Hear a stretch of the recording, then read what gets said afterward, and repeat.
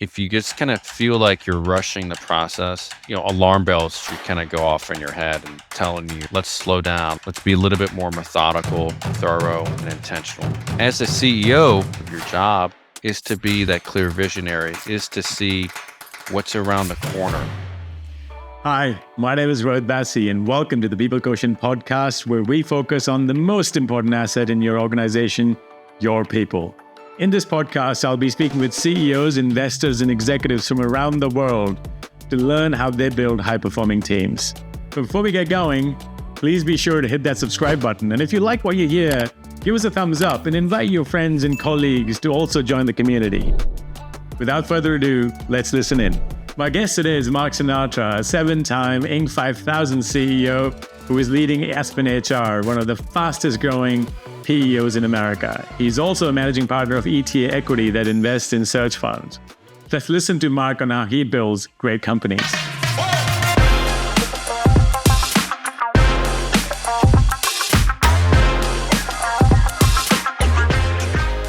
Hey, Mark, how are you? So good to see you, man. It's been a while. Yeah, likewise, Rohit. Yeah, it's been too long, my friend. Long, yeah, man. better late than never. Absolutely. Hey, thank you so much for taking the time to talk to me and my viewers and listeners. You've had a really interesting journey over the last 2 decades, and making me feel old. Yeah, join the club. Whatever I say reflects back on me, so it's true. Oh, I like it. I would maybe start with a little bit of your background, because obviously I know you, but for our viewers and listeners, just about who Mark Sinatra is, and then maybe diving deep into, your business today, because you've had a few of them. Maybe start there, man. Sure. Yeah. Well, I mean, like you said, I'm definitely blessed to meet you in business school and enjoyed that. And, kind of shortly after we got out of business school, I pursued this path of entrepreneurship through acquisition. What really appealed to me about it was I found it was the most direct path for me at the time to become a CEO without starting a company. And at that time, I didn't have the financial risk tolerance to start a company or, the next greatest idea that I was like very passionate about. But I knew that I was very passionate about, trying to grow a company, trying to build teams, lead teams. And so I thought by, basically raising some capital to allow me to buy an existing company, that was really the right path for me. So fortunately, about 2 years after graduation, was able to buy an HR outsourcing business that provides payroll, employee benefits support, HR support to small companies. And this company happened to be about 2 hours north of Dallas, had been in business for 20 years at the time, was, provided a really good lifestyle for the owner and the seller. He ended up really looking to, wanting to retire, but he had no succession plan, no liquidity plan in place. The company was a good company, but really needed a lot of professionalization across the board. So it wasn't really a good fit for a private equity firm to come in. But it was a great fit for me, somebody to, with some capital, that I had raised and also a really burning desire to run a company, allowed me to apply all that energy to this company. And then so I ended up running it for 9 years, really spent like the first few years overhauling, really the majority of the business to turn it into more of a growth engine. And I would say like the last 6 years or so of running the business, we had a really good growth run in terms of organic growth, acquisitions growth, and sold it to our largest privately held competitor in 2017 and stayed with them for about a year and a half until they actually sold to a public company. Brings us up till today where, spend a good amount of my time, investing in smaller, privately held, profitable companies, really supporting that entrepreneurship through acquisition asset class. And I also got back into the HR outsourcing space a couple years ago and, invested in and started running as CEO company called Aspen HR, which is, like I said, HR outsourcing, a little bit more vertical focus, on white collar industries. So anyway, like you said in the beginning, I've really seen a lot, made a lot of mistakes, had a couple successes, but all in all, I've really focused on, driving growth, driving progress through people. And so I'm excited to talk to you today about that. That's amazing, man. And first of all, congratulations. And it's hard. You make it sound simple and easy, but I think it is a tough journey and it does take a long time. And I'm really proud of the work you've done and what you've achieved. And yeah, it's really humbling to just, be able to listen to what you're about to say and share us because I know a little bit of it. But I think our viewers would love to hear more about, there's a lot to talk to you about. So we could spend 2 hours on this call between how to find companies as you did, what are some things around that? Also, how do you grow something that comes from a founder owned business and shape it into something that is a bit of a ready for an exit in the way that you've described it, whether it's private equity or strategic or both. But I think to your point about people, I think that's the topic of the day for us. Maybe we'll do a separate call or separate interview on the other two topics, but Yeah. I'm sure people would love to hear more about it. On people, going back to your point, why a people-centric business? Both of the businesses you've now won previously and now they're both people-centric. What takes you to people every time? Seems to be a recurring theme in your professional career. That is a good question. I've never been asked that before. I don't know if it's maybe by default per se to some degree. Like I never really considered myself a software person where, this is not really, I mean, I understand it, but it's not really my background. At the same time, I've really looked into, I got pretty close to some more traditional blue collar companies where, and that, people are obviously very integral there, but, wasn't able to really get a deal across the finish line. So I think it's like partially by default, but also like partially intent. I've always enjoyed, if I look back at the various CEO roles that I've had, I enjoy the interaction with people, with the team. And again, it's taken me a while to figure this out, but I mean, really, quite simply put, I've realized the formula of success in these businesses is powered through your employees. And, as a leader, if you can really focus, as much of your attention as possible to creating an environment where you're attracting A-level talent and those A players are really thriving in your culture, then, I'm not saying the rest is easy, but it does make it a lot easier to grow a company when you have a fully engaged and talented team. And I've found that, like I said, through years of like just, hiring and developing, in some cases, having to terminate, but just that's a formula that's worked well for me, I should say. What now? Talk a little bit about that formula because acquiring talent is every business's goal. Like whether you're small, a startup trying to build a company or a company trying to grow, acquiring talent is what it comes down to. Your point that ultimately people is the fuel, that drives the company, and the companies will outlast us, right? We will be there, we'll do our thing, and then eventually the company will still survive. And so you've got to build a cohort of people, a team of people that keeps driving that engine forward. Yes. How have what's that formula or secret sauce or a couple of things that you feel like, you've consistently applied that has led to good, talented people for your company at that time? There's no one like silver bullet, but I would say there's definitely a few what I would call like just, kind of best practices that would set somebody up for success to attract A-level talent. I mean, I think one thing is really focusing on your employer brand and investing in it. Just little things that are really big things that people notice, your employee reviews, right, online, how they rate the company, what the feedback is, the company's like LinkedIn profile, the company's, careers page, awards or recognition of any type, right? That really kind of, recognize the company for being an employer of choice. Those are all things that, prospective applicants look at. It's not too dissimilar from, in some ways, like from a B2B sales process, right?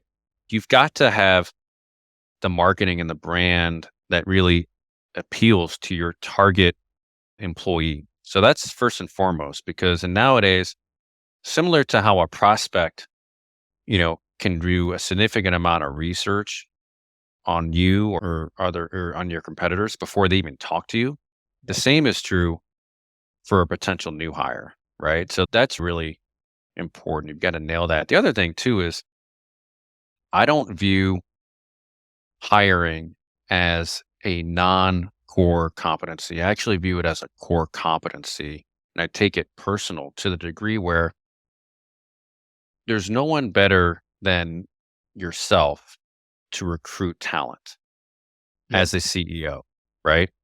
I spend, I would say, it depends on how many open roles we have and the types of roles, but, I would say I spend a material amount of time mining for talent, on LinkedIn, doing personal reach outs, like that stuff is really meaningful. If you put yourself in the shoes of the candidate and you've had the CEO reaching out to you, right, of a company like that, I don't know, for some people that means something, right? For some people it doesn't, but for a lot of folks it does. So I think, taking it personal, investing the personal time is something that, has been really critical. And I would say lastly, we've involved a lot of folks, from the team to interview. So it's always good to get a lot of data points.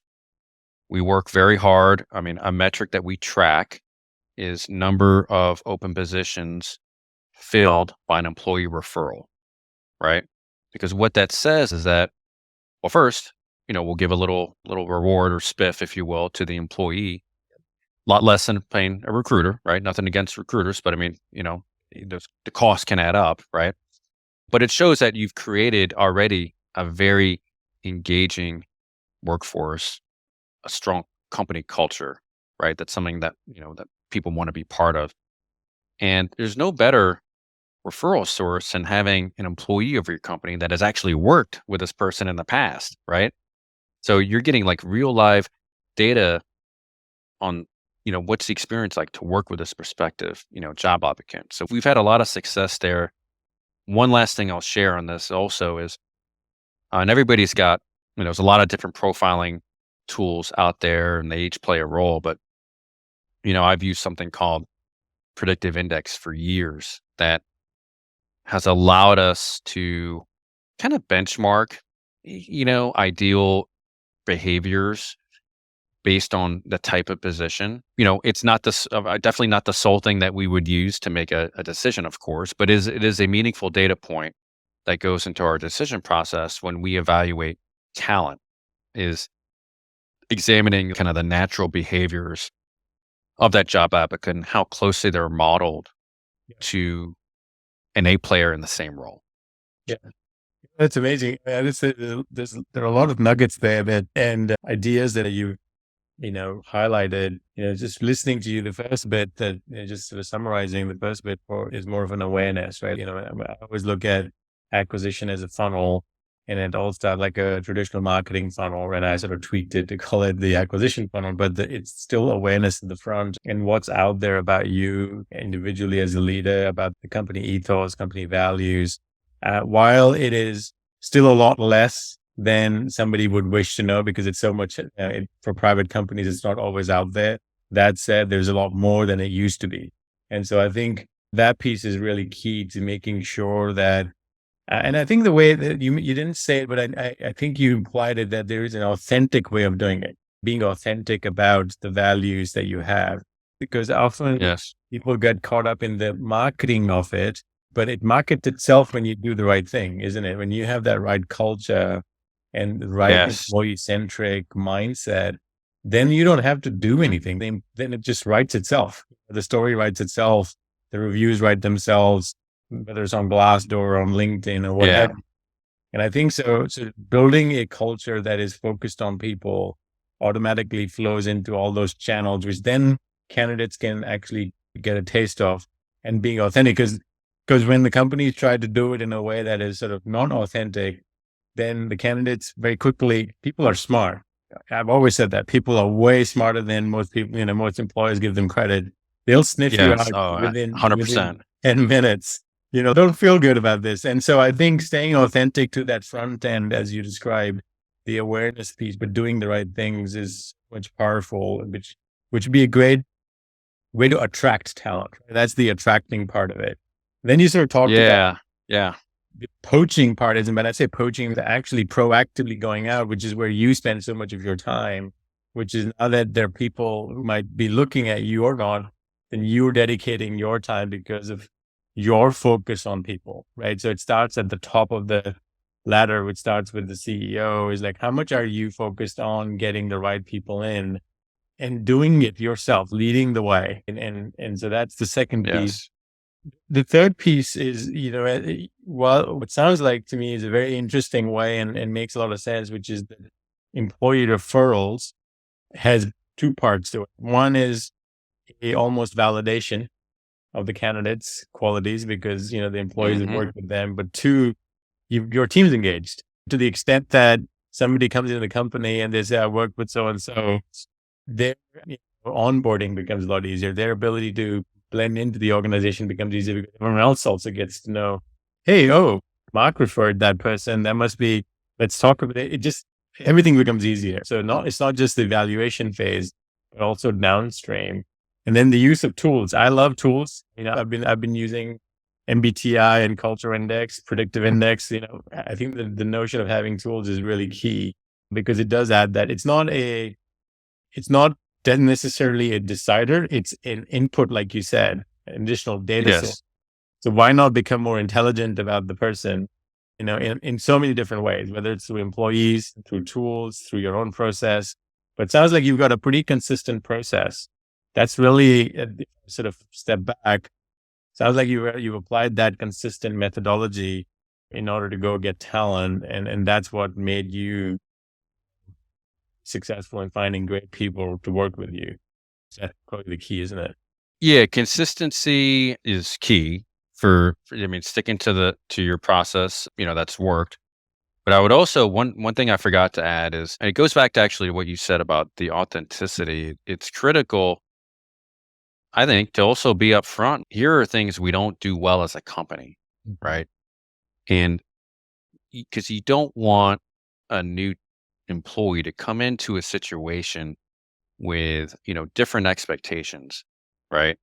A good example would be, in general, smaller organizations just have a harder time, with training and development than larger ones, right? That have training departments, right? Smaller Right. companies, they don't have the luxury, they don't have the time, they don't have the financial resources to have a training department in general. That's something that I'm usually like upfront with candidates. Hey, here are the pros of being with a smaller growth company, but here are some real key considerations I just want to be upfront with you about.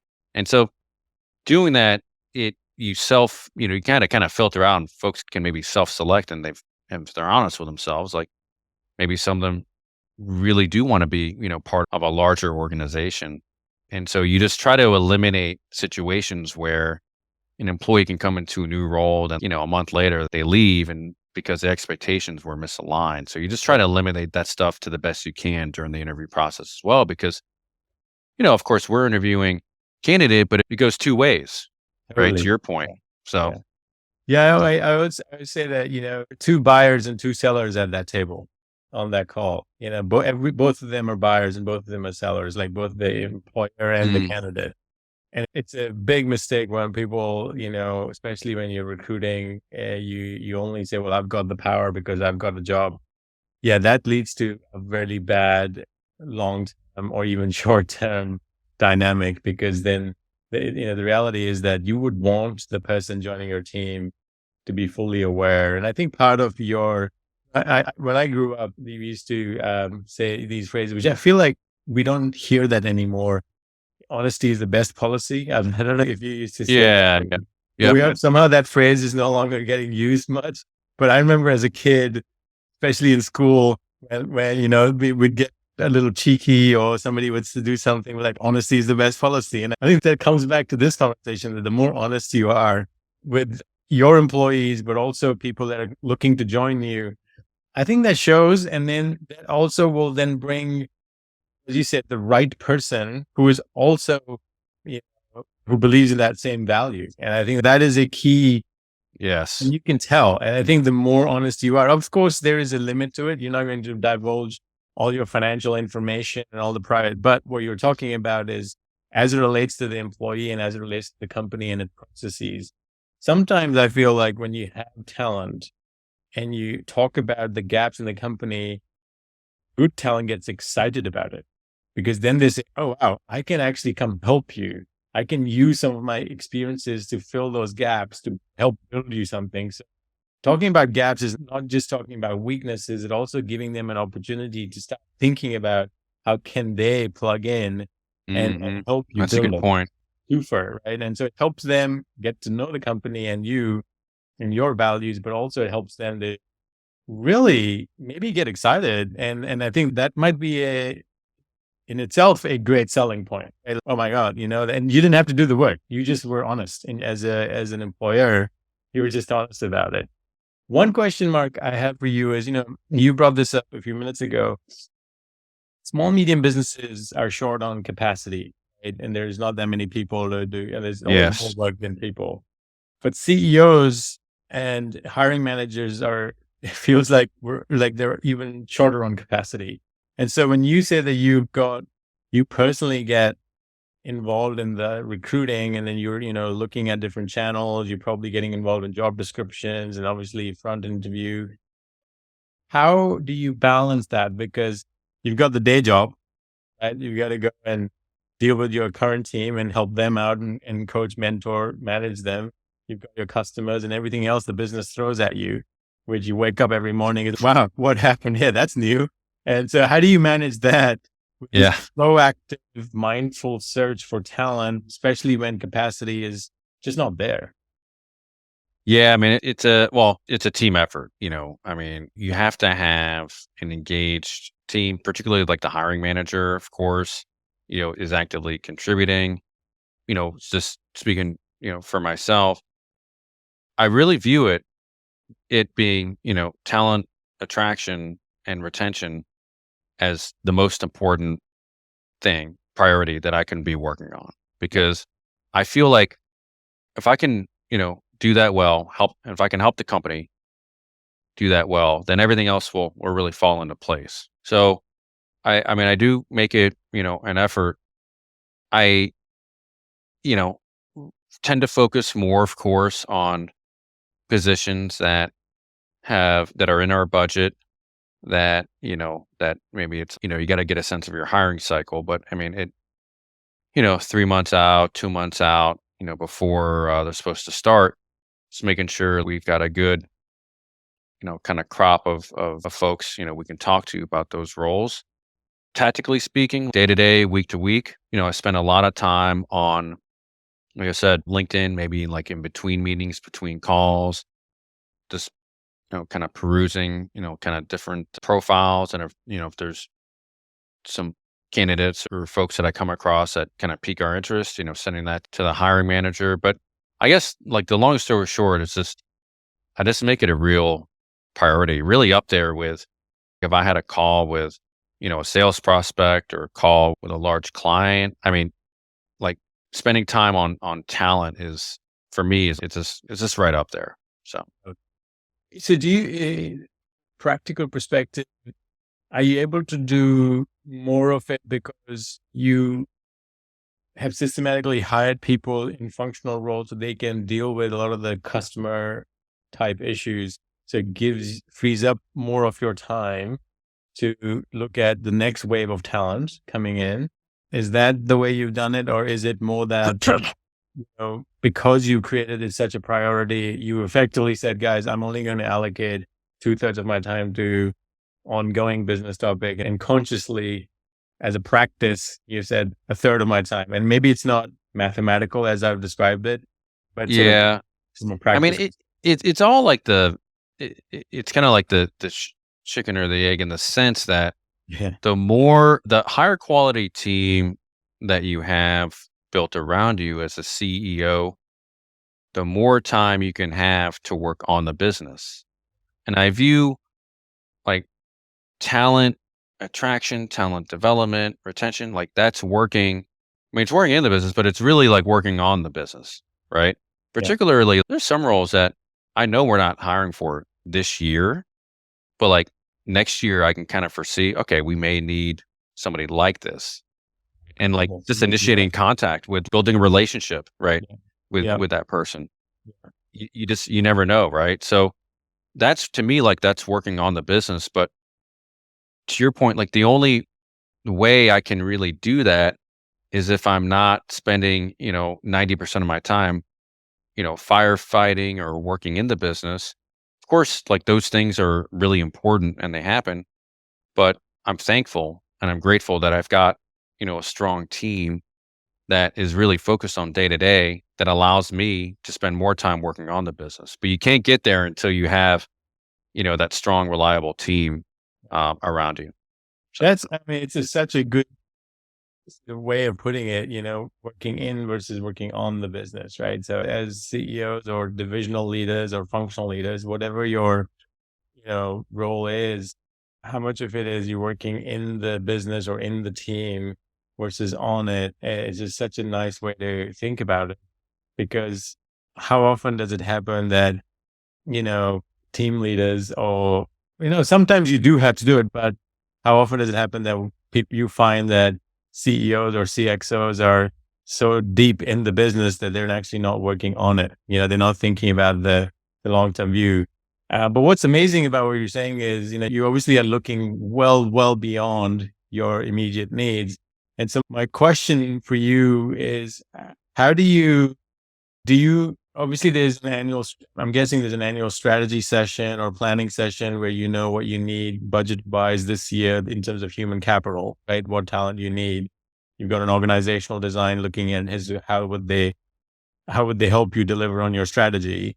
But then when you say you're looking beyond the 12 months, is that something that you have a second layer of a secret strategy plan, or is it more of an instinct that you have that you're like, hey, you know what? This year we're going to get a head of sales, but knowing that next year I might need a head of marketing because the head of sales, right. or vice versa, whatever it is, it's more of not a full blown baked in budgeted strategy, but like the next year's futuristic plan. Just talk us through Yeah. that sort of thinking.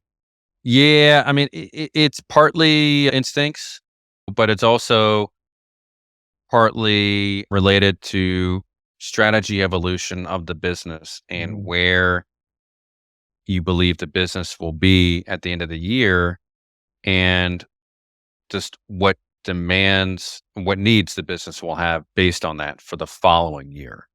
The Yeah, marketing example is a really good one because, marketing is an area where, I mean, particularly for, you know, B2B companies. I mean, it's an area that I think is really important in some ways, historically kind of underinvested in. So it's, when's the right time to, to hire a marketing person and to really kind of build up that department. Sometimes, you may not be able to fit it in like in, the current, like on a real time basis, like in the current year that you're operating, but you know that, okay, if we're able to achieve these goals, then I kind of have a good sense of what my revenue run rate, my EBITDA run rate for next year. And I know, I have a pretty good certainty I'm going to be able to factor in, hiring a marketing person for the following year. Right. yeah, If that's the case, then, maybe it's not my top priority, but, maybe I should spend some time on, just like observing what are some pretty, innovative campaigns that maybe my competitors have run or that you come across and you just try to, make those connections, when you can so that you've got a funnel of folks, that you can reach out to, yeah, if and when, that hiring need comes up. So it's just, but again, like having the mind share, like just to really even think about it in those terms, you know, you can't be so engrossed and involved in the day to day and still at the same time be, that visionary, right? And that's where you have to lean on your team to really enable you to kind of detach away in some ways, from, the day to day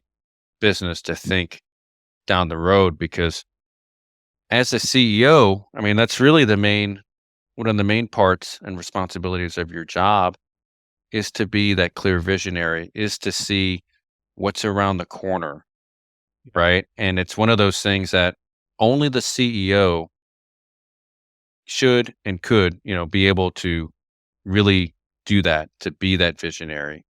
So yeah, but you can't, again, you got to have that team of 8 players to allow you to do that. It's always, you're trying to get ahead of the problem, right? Like you have it's almost, I say that the CEO has the privilege compared to the rest of the team to be able to do it. And the others are in execution Yes. mode. And I think it's the privilege that if you don't, you're almost like, you've lost, you're losing the privilege, or you're not honoring the privilege or respecting the privilege that you have by being in that chair, in that seat. And I think in order to execute on that privilege, you obviously need to build people. So maybe the answer is Hmm. get some really good talent. You start one at a time and have a process, have a systematic, consistent process. You get that talent in. Now you're starting to get leverage in terms of time, capacity, and capability. So they can be working in the business while you can then start to, execute on that privilege of looking forward, looking ahead. But also, as you said, it's not just a privilege, but it's your responsibility. It's your job, because if you don't do it, no one else is going to do it. That's And right. and Yeah, that's right. and now they shouldn't be doing it. And look, every individual functional leader will look ahead. They should be looking ahead as to how do they grow their function, how do they make it better, how do they make it more efficient, and then be participating and helping you in crafting the vision of the future. But working on the business is fundamentally something that you ought to be doing. One last question, Mark, before we wrap up. In that journey of looking ahead, what have you done when you found amazing talent that you have not yet budgeted for and the company is not quite ready to get today, but talent doesn't sit around. Like you find a great Yeah. salesperson or great marketing or great technology person, and you're like, oh my God, you're amazing. You'd be perfect. But then what do you do? So what have you done in those instances when they're there, but you're not? Yeah. It's a good question. I mean, I think it comes down to it's very situational. It depends on, I agree. Like e- a when you do come across a talent, is there a way that they can, fit into your organization today or sooner rather than later? And I think it depends on a couple factors. What's the level of, what's the cost, or like what's the level of investment?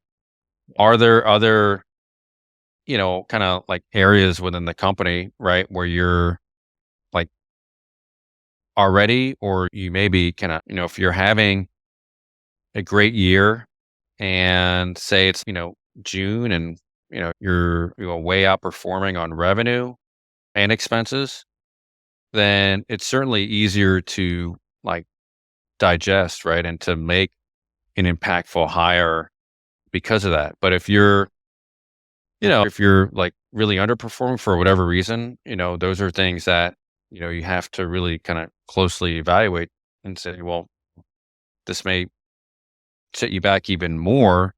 But, even some of those cases, right? I mean, if you have to kind of ask yourself, if I had this person, would I have been, underperforming this year? I mean that's also a relevant question to ask. Yeah. I think, particularly with, sales roles, I feel like companies should always be recruiting for salespeople, even if they don't have, a budget for, say, you've got, a budget of to hire 5 sales reps this year.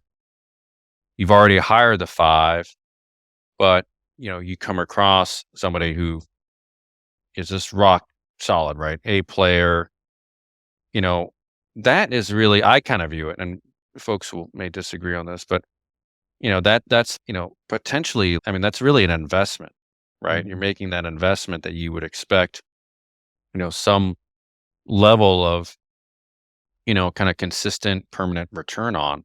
If it's a role that's not revenue based, that's maybe more kind of operations or whatnot, and you come across a great candidate, then it goes really to what I said earlier, just, you know, is that something that you can undertake? Because the company's performed really well vis-a-vis budget, or something that may be a little bit more challenging. I think that's kind of the framework that I would go down to really make that type of decision. Yeah, that's really helpful. Yeah, sometimes I felt like or feel that you get good talent and they'll pay for themselves, and they'll find ways to help you and help the business grow. That's not always affordable. And, are there other ways such as getting them to do a project or be an advisor to the function or, engage them in certain specific ideas that you may be playing around if you can't bring them in, or as you say, if the business is not doing well. So they're all, there are ways to think about continuing engagement in even in those situations where you may not be able to afford to bring them in Hmm. today, which also is a good way to, it's an extended interview process, right? For both parties. Yeah. Yeah, That's that's one. great. I mean, if you can work it out, make it work, where it's like you said, like project based, 1099 base to start. I mean, that would be a great way, cost effective way, Yeah. right? To Yeah. see, if something made sense. Especially if you've got an existing job and it's a non-competitive type in a situation where, sales Hmm. can have a non-compete, non-solicit, but there may be other things that can be done that is based on their skills. So it is, as you said, situational, both situational in terms of what you're solving for, but where the company is today and how you can, engage talent. But that it is a good framework that you've shared, which is, I'm sure, going to be helpful to some people to think about it. Mark, last piece, I always want to wrap up the interview with one thing that you commend people always do when it comes to talent acquisition, and one thing you recommend people avoid or not do. You can be as assertive or as suggestive as you want. What would those two be from your experience? I think, one thing to not do is to be in a rush to hire. I mean, it's a kind of old adage, you know, you want to hire slowly, and, if you have to fire, fire fast. But like on the hire slowly front, like if I look back at some of the hires I've made that just may not have fit, and I look back at the process, you know, I realize that a lot of those situations could have been avoided if I was a little bit more thorough and deliberate in the interview process or the reference checking phase, or gotten more folks involved internally to interview Yeah. the candidate, whatever it is, right? But yeah, I would strongly recommend, again, if you just kind of feel like you're rushing the process for whatever reason, there's, alarm bells should kind of go off in your head and telling you, like, let's slow down. Let's be a little bit more methodical, thorough, and intentional about this. Yeah. On terms of, one thing, word of advice to do. Yeah, I mean, like I said, it goes back to I think the beginning of our conversation. It is so critical to invest wisely in your employer brand and your employees, right? Your employees are going to be really your greatest salespeople in terms of attracting new talent to your company. So making sure that, you have an employer brand that really kind of speaks for itself in terms of being employee focused, in terms of, anything like the types of benefits you provide, in terms of, how happy your current team is, and that, people are aware of that in a digital online setting, so that, you're going to get applicants and people reaching out to your company that you may not even post for a job, but like they've done the research, they've heard about your company, and that's something that they want to be part of. Yeah. So that's hugely critical, particularly for small, medium-sized companies that may not have the brand awareness that a larger competitor would have. I think it's brand awareness, but also a lot of times you don't have the purchasing power, that the competitors may have. Yes. And so I think Yes. when I get asked that question is to have as much money as the other competitors, I'm like, well, like, that's fair. You can't generate money out of thin air.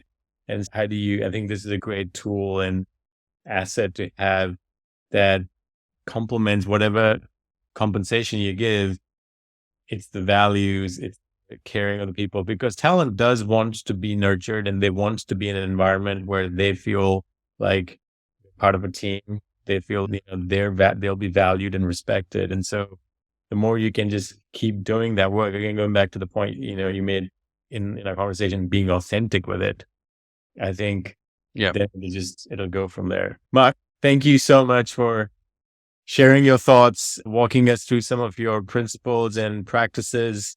I really enjoyed it. I am sure people will get a lot out of it. We really appreciate your time and can't wait to learn more about what you get up to the next time we speak. Yeah, well, I appreciate the opportunity. The invoice is in the mail. No, I'm just kidding. But no, this is a lot of fun. I really enjoyed it and happy to help. Thanks, man. Talk to you soon. Cheers. And there you have it, folks. Another episode of the People Quotient podcast. Thank you so much for tuning in. And if you enjoyed what you heard, please be sure to give us a like and invite your friends and colleagues to join us in this community. Until next time, stay focused on your people. Signing off, Rohit Bassi.